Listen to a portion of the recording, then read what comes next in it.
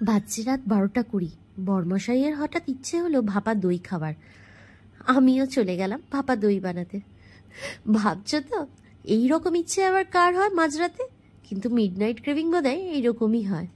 আমার কাছে ছিল 300 গ্রাম সাদা দই। ভালো করে ফেটিয়ে নিলাম যাতে এর মধ্যে কোনো রকম দইয়ের ছোট টুকরো বা লাম্প বাবলস কিছু যেন না থাকে। তারপরে নিলাম কিছু আমন্ড অ্যান্ড পেস্তা। এগুলোকে নিয়ে ছোট ছোট করে টুকরো টুকরো করে নিলাম। কোয়ান্টিটি কিন্তু অনেকটাই রাখতে হবে।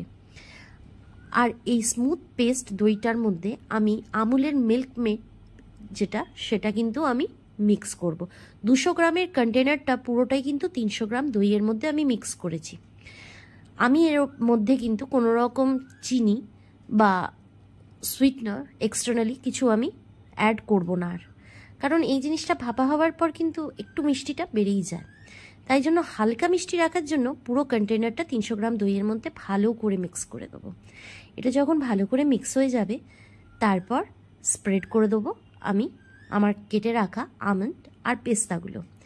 কঞ্জুসি করলে কিন্তু হবে না, ইকুয়ালি স্প্রেড ভালো করে করতে হবে যথেষ্ট পরিমাণে, যাতে প্রত্যেকটা বাইটে আমাদের ড্রাই ফ্রুটসগুলো কিন্তু পাওয়া যায়।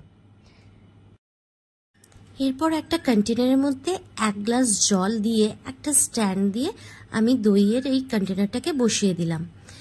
তারপর একটা ঢাকা দিয়ে একদম লো ফ্লেমে 15 মিনিটসের জন্য আমরা এটাকে স্টিম দিয়ে দেবো।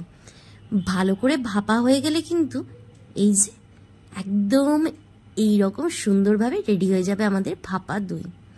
আর এটা ঠিক করে হয়েছে কি না এটা চেক করে নেওয়ার জন্য একটা চাকু বা টুথপিকের সাহায্যে আমরা এইভাবে ঢুকিয়ে ঢুকিয়ে দেখে নেব।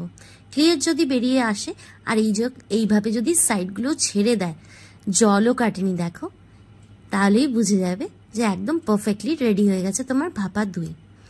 রুম টেম্পারেচারে এটাকে ঠান্ডা করে নেওয়ার পর কিছুক্ষণ ফ্রিজে রেখে তারপর আমরা সার্ভ করব।